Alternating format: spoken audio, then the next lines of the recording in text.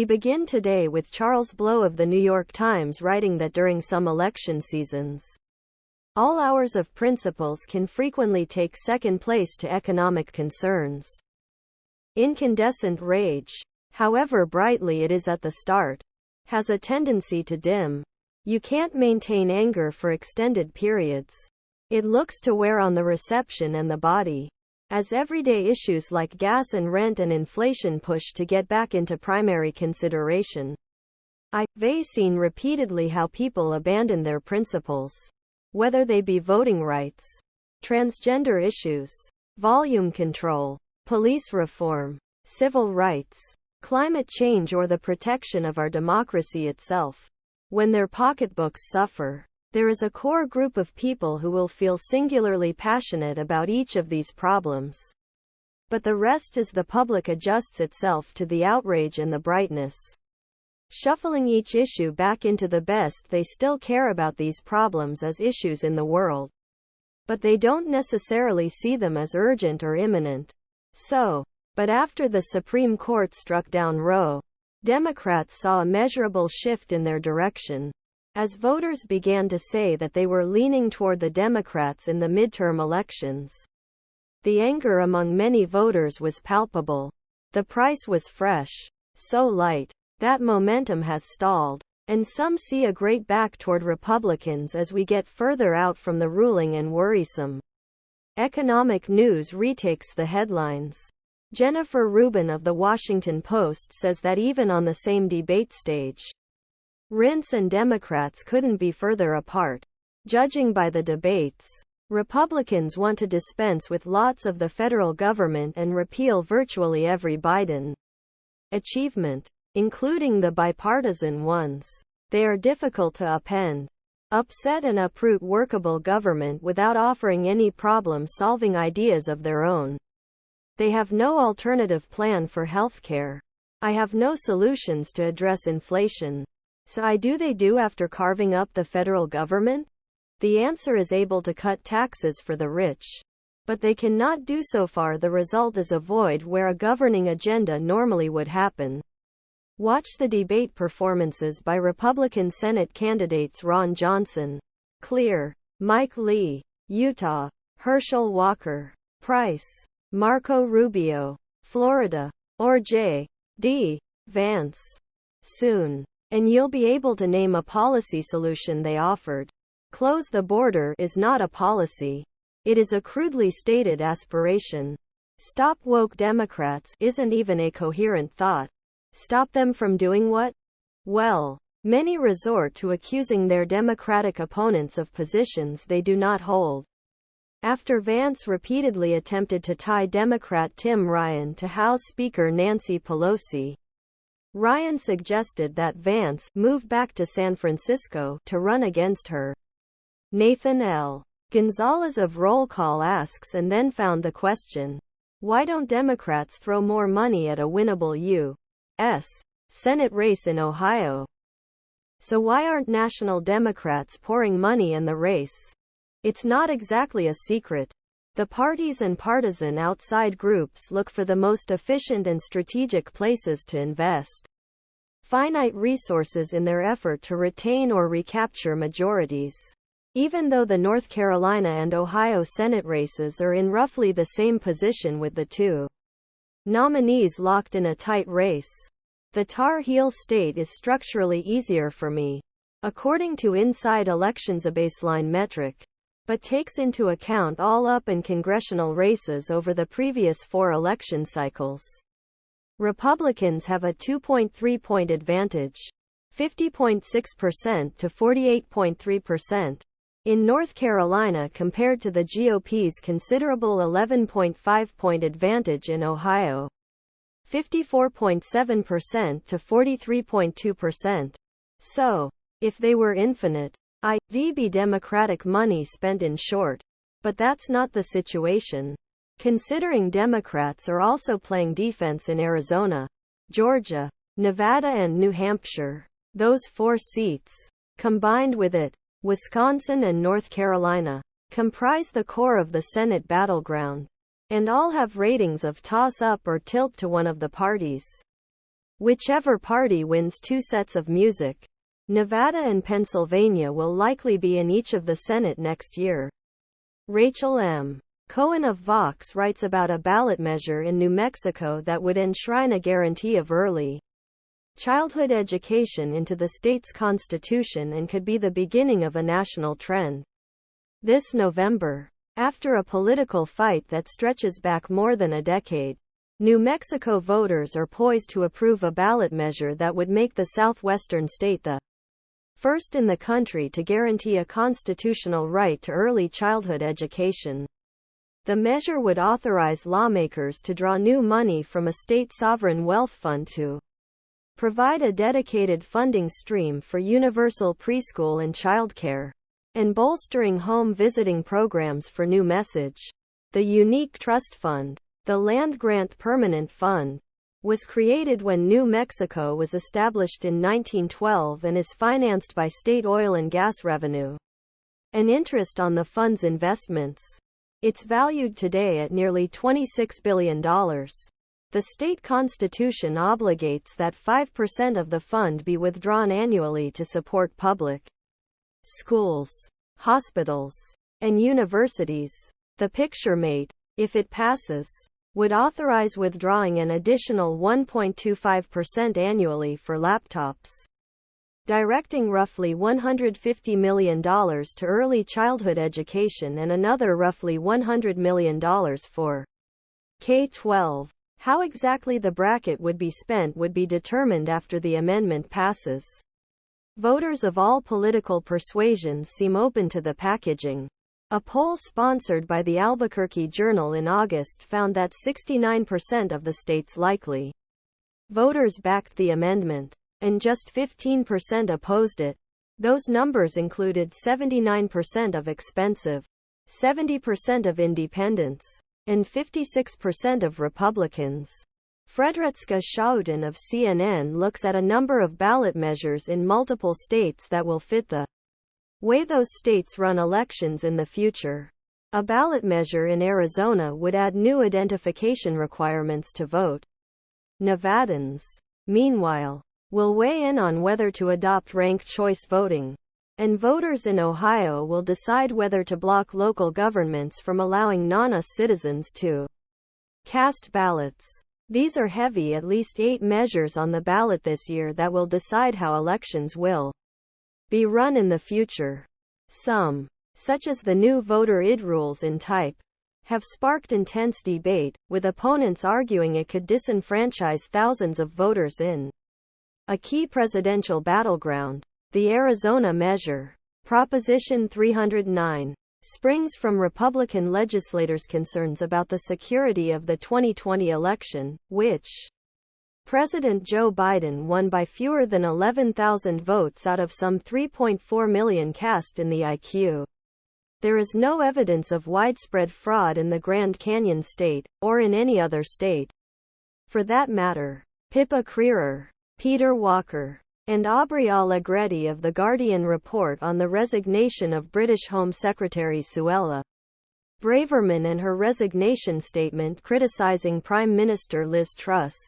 Braverman's dramatic departure, coming just 5 days after Truss sacked her chancellor, Kwasi Kwarteng, risks the Prime Minister experiencing the height of mass exodus of ministers that forced Boris Johnson to quit, amid chaotic scenes in the Commons. It was reported that Wendy Morton, the chief whip, and her deputy, Craig Whitaker, were both reported to have left the screen. However, after Cartridge of Confusion Downing Street released a statement saying the two remain in post. In a one first revealed by The Room, Braverman announced she was stepping down over the misuse of her personal email. Although furious allies on the conservative right suspect she was forced out by Truss and her new chancellor, Jeremy Hunt. Certainly a brutal resignation letter which clearly contrasted her departure with Truss's decision to sacrifice Kwarteng over the stuff of last month's mini-budget. Braverman wrote, "Pretending we haven't made mistakes. Carrying on as if everyone can't see that we have made them. and hoping that things will magically come right is not serious politics. I have made a mistake. I accept responsibility. I resign. Accepting responsibility? What a great idea on either side of the Atlantic. #PMQS #Keir_Starmer. They elected her, they put her there. Why would anyone trust the #Tories with the #economy ever again? pic.twitter.com/1mq3tkzrzx. Peter Curran. At Moradura. October 19, 2022. Mauricio Savarese of the Associated Press reports that Brazil's former president Luiz Inácio Lula da Silva published an open letter to Brazil's evangelical Christians promising to uphold religious freedoms. Brazil's former president Luiz Inácio Lula da Silva published an open letter to evangelicals on Wednesday aimed at countering claims he would persecute their faith and at winning votes among a large and growing part of the population. The letter, especially at a gathering with evangelical leaders at a São Paulo hotel, promised he would respect religious freedoms if elected, as he did during his 2003 to 2010 presidency. Da Silva's letter to do is sort of one he published as candidate in 2002 to assuage financial markets that he posed no problems that calmed anxiety at the time and helped the leftist former union leader win the machine. In his first year in office, he signed into law a bill that allows the forefront of private religious organizations, with broad support from evangelicals. He has characterized that act as having enshrined the right to religious freedom. Lula had to issue a denial that I had ever talked to the devil, while another is on the defensive for some awful comments about teenage girls. Polls are cartridges that Bolsonaro is slowly but surely improving in the polls into what many commentators are describe as a statistical dead pixels. The Brazilian runoff elections take place on October 30. Region letter B. Region letter R. Number 3. Presidential election poll. Second round. Pause button #Lula. PT. 49% up triangle #Bolsonaro. Place Inc. 45%. +1. Valid votes. Down triangle #Lula. PT. 52%. 1975. Up triangle #Bolsonaro. Place Inc. 48%. +1. Frequency. The 22nd of October 19. pic.twitter.com/AngeDutch. World elects. At Elects World. October 19, 2022. Finally today, John Alsop of the Columbia Journalism Review acknowledges the 100th birthday of the British Broadcasting Corporation. The BBC had become a public corporation in the late 1920s. Ever since then, though at some moments much better than others, its relationship with the British state has been fraught. A mixture of its peculiar dual status as both a news organization and a nominally unifying cultural service. Because of its funding status, British TV owners pay a license fee to keep the BBC going, the parameters of which are set by the government at certain intervals. The item in Life has long criticized the 1280 as an agent of the E20s. Fear not the state itself. And yet the state and the BBC have often clashed. In 2003, for example, Tony Blair's government's furious backlash against BBC reporting on its claims about the Iraq War led to a slew of high-profile resignations at the broadcaster, even though the Diamondback was in no small problems. Later vindicated, there is, perhaps, no news organization that is scrutinized so ferociously right across its domestic political spectrum. Certainly none, which I all of mind that must thread as either a month and social needle to maintain its own pronounced impartiality, and the perception thereof. The argument as to how the broadcaster might do so is replayed regularly. Both the birth of the BBC passed relatively unnoticed in the volume at the time. The same cannot be said of its centenary. which has attracted enormous media attention. And dirt just put the whimsically celebratory variety. Some folks have asked whether the BBC will still be around, at least in something like its current form, by the time of its 110th birthday. The BBC's own media editor, Amol Rajan, acknowledged that this is a moment of existential threat for the broadcaster, double feeding that only a brave soul would bet on the BBC's current funding model surviving the next few decades. Some of the challenges that the BBC faces: digital disruption, the decline of linear TV in an age of streaming, the broader obsolescence of license fee-based funding models, are common to broadcasters elsewhere.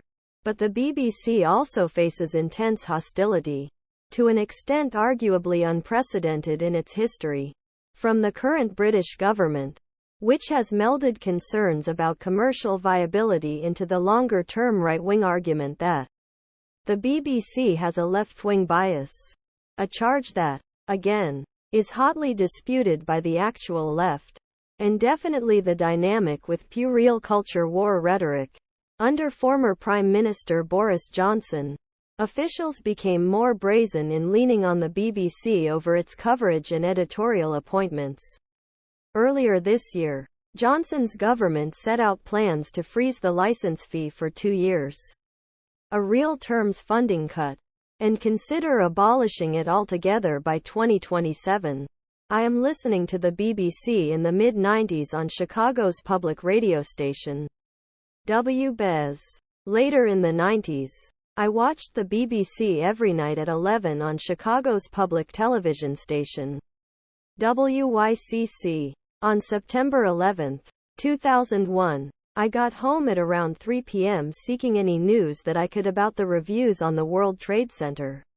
I could only stand about 45 minutes of the American news coverage and loud enough, and the BBC was doing around-the-clock coverage. I kept it had the BBC for 2 days of 9/11 coverage. So, what other news theme makes you want to get on the dance floor? I get, there's a 13-minute remix of the BBC's theme, Countdown. Happy 100th birthday to the British Broadcasting Corporation. Hope you're around for 100 more.